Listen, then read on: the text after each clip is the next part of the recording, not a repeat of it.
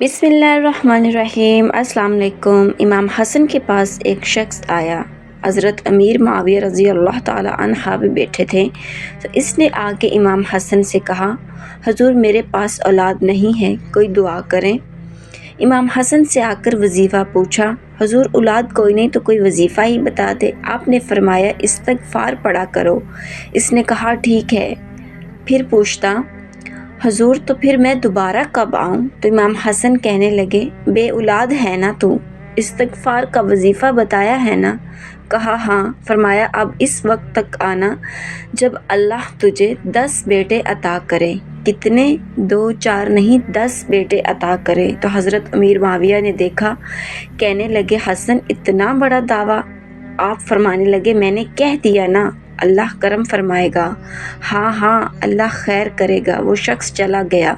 कई सालों के बाद आया। कई साल गुजर गए। कई सालों के बाद आया तो हज़रत अमीर मुआविया को भी साथ ले आया।